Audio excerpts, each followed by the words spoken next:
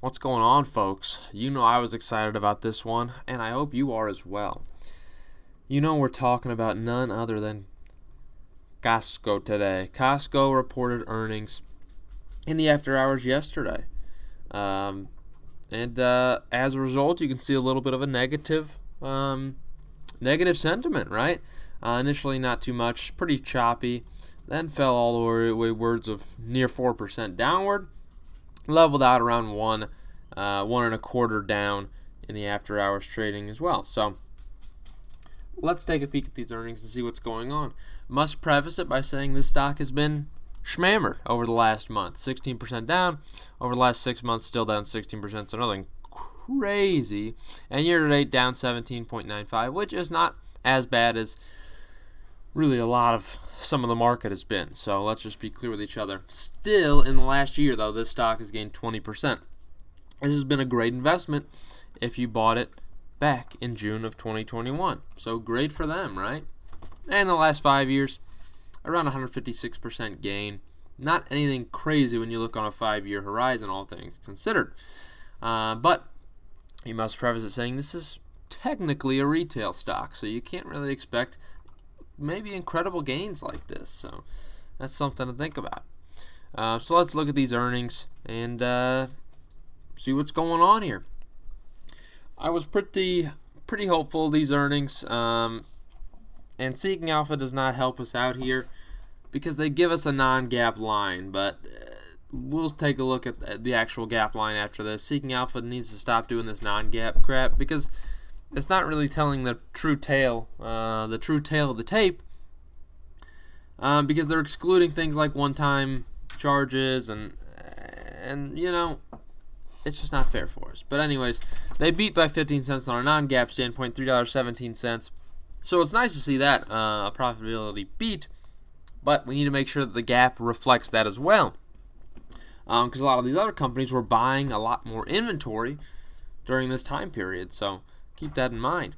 From a revenue standpoint, we see $52.6 billion, an increase of 16.2% year over year. That's a beat by $1.1 billion. Look, I told you this company was going to do it. I mean, there's no other way about it. I told you to expect $52 billion out of this company because they're just run so well. It doesn't matter what time it is, what the economy looks like. People are shopping at Costco at record rates. They continue to blow through the doors and buy every freaking thing that's available, okay? That's what it's all about, folks. That's what it's all about. But yes, it's great to see it still continue double-digit growth. We're talking about a $50 billion revenue by quarter company. This company makes $200 billion this year. And here they are, still posting double-digit growth. I mean, that's pretty solid if you ask me.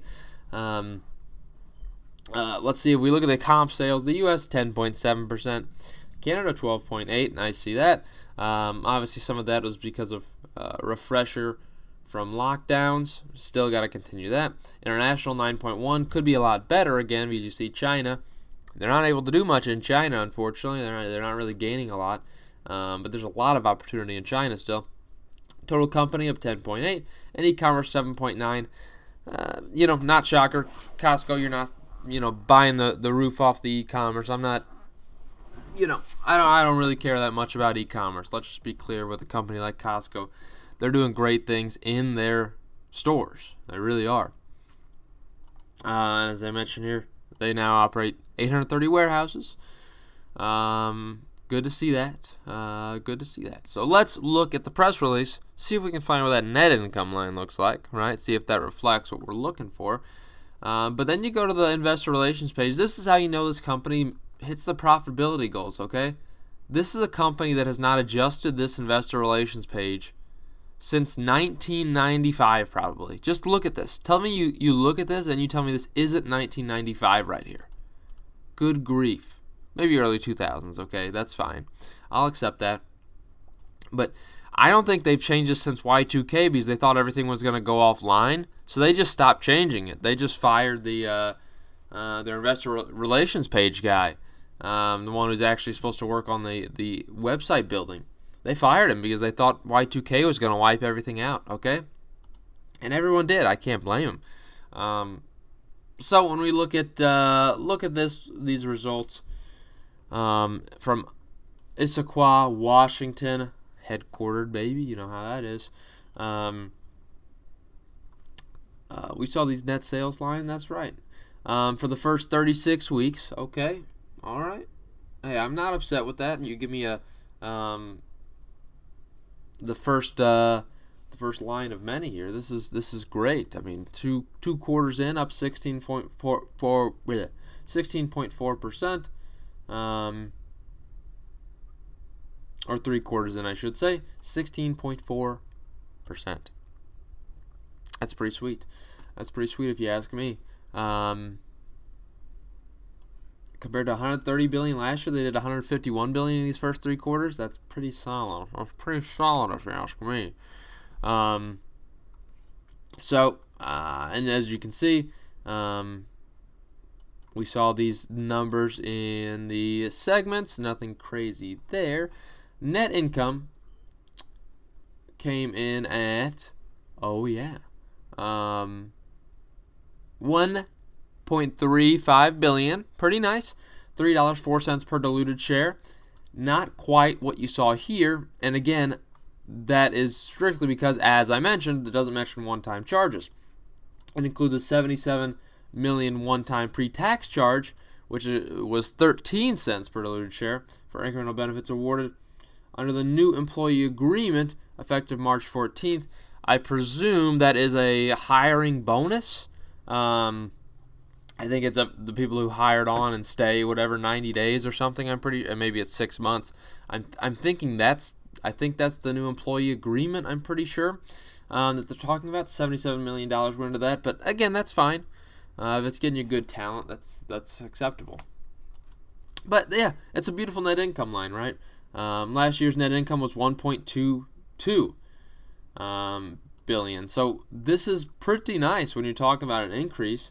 I mean, what else do you want to say? I mean, you're increasing. No other companies have posted this. None of the retailers were able to post this line. They're increasing the bottom line. None of the other retailers could post it. It's crazy. Yeah, I mean that's just bonkers. I mean, look at them go. I like to see it. And then we get into more of these charts, and I love charts. I love refrigerators too. They break it down obviously into net sales and membership fees. Membership fees are beautiful. As much as people might want to argue, look, this is 100% profit right here from a membership fee standpoint. Okay, they don't have to pay anything to charge the membership fee. They could just not charge the membership fee, right? They really could. But instead, they don't. So what does that mean for us? Well, that means that's pure profit, baby. Anyways, we look and we see both obviously increased. 51.6 billion in net sales compared to 44.3 of a year ago. 984 million compared to 901 million of a year ago in membership fees. So beautiful there. Merchandise costs did increase quite a bit, and you can definitely see that. But pretty well in line with what you saw net sales do. I mean, the buyers at Costco are pretty clever in what they do. They're able to always buy large quantity of item, whatever it might be, whatever they can do to provide the best deal for the customer or for the member. That's the main focus. Selling, general, and administrative, SGA costs did not really increase all that much in comparison. Proportionally, it didn't, and that's why you're able to see this operating income line increase. So pretty impressive that they were able to do that. And you want to know why there's no selling and general administration costs? Because they fired the guy who manages the investor relations page in 1922. That's just what they did. I mean, look, that's all I can tell you. Net income obviously saw a nice increase, and on a three quarter standpoint, $3.9 billion. So pretty well the same every quarter compared to $3.3 billion. So a nice increase here when you're looking year over year on every quarter here. It's pretty nice. I mean, what else do you want me to say? It's beautiful. It's beautiful. And, by the way, they did it without increasing share count. Share count, consistent, folks. It's consistent. Not really much change year over year. Beautiful stuff. Now, oh yeah, that was a freaking net crack of the century. I think I'm paralyzed, though. It felt so good, I think I'm paralyzed. Oh, gosh. Total current assets. This compares to 9 months ago, if you don't mind me saying. $33 billion compared to $29.5. Main change here is going to be in the merchandise inventories. And again, this isn't a shocker. And it's not as bad for Costco when you're considering they're getting into Q4 for them. Not necessarily the highest selling quarter, but this is a consistent story with all the retailers right now. They're bulking up more right now on merchandise inventories, not only because sales are still continuing to grow, and they're paying for that, right? They're really buying this inventory for growing sales, and it makes sense. But they're also buying a lot more product before things get even more expensive, because inflation is not done. It's not done with, folks. Let me just tell you, it's not under control. But from a total asset standpoint, 63.8 compared to 59.2. Most of that increase is obviously what you saw in the total current asset line. The only other really changes from the property standpoint, I guess that's increasing warehouse, another warehouse per chance, and or like trucks or whatever it might be, folks, whatever it might be, delivery, semis, whatever it could be. From a liability standpoint, total current liabilities did see an increase, not as much as the assets did, 31.8 compared to 29.4. Just an increase in the accounts payable, mostly because of this inventories line. So nothing shocking there.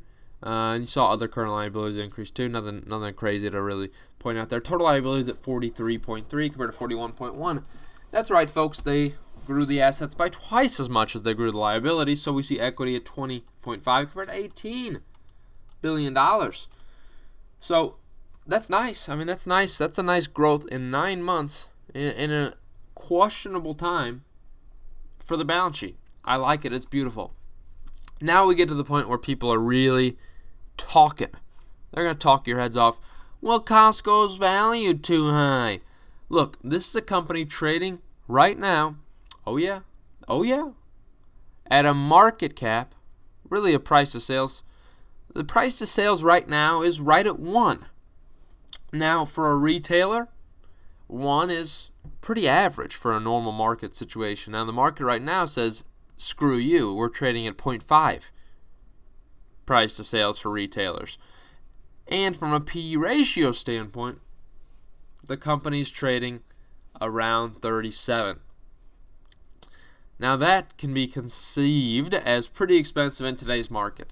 In my opinion, this is a company that warrants it. This is not just your ordinary retailer. There's method to the madness. And it's because this is a membership-based company that I feel really confident that this deserves a higher valuation. And why is that? It's because they can assure profits given the growth of membership. They can assure growing profits because of that. This company is not meant to make profits really off of merchandise all that much. I mean, it does. It makes a good bit off merchandise. But at the end of the day, a big profit winner for them, as you saw, was the membership fees. $1 billion of their $1.3 billion of net income, it was membership fees. Because again, those costs are not really attributed to the membership fee. The membership fee is just really the cost of opening the door. I mean, it's the same as any other retailer. So it's not like the membership fee is something that they have to pay for, because they don't. Administrative, just operational costs are not part of that membership fee. It's just not how it goes, folks. So all I can tell you is this company warrants, because it's not a traditional retailer, it warrants a higher multiple. I love Costco stock when I'm talking about 5 years down the road. Maybe they've paid 2 special dividends by then, but this is a company with so much cash on hand. They will be paying a special dividend likely next year, potentially in the fourth quarter, right? Potentially the Q4 results, they announce a special dividend. And when they pay a special dividend, it's a nice amount. Let me just tell you. A nice amount. We're talking maybe $10 a share.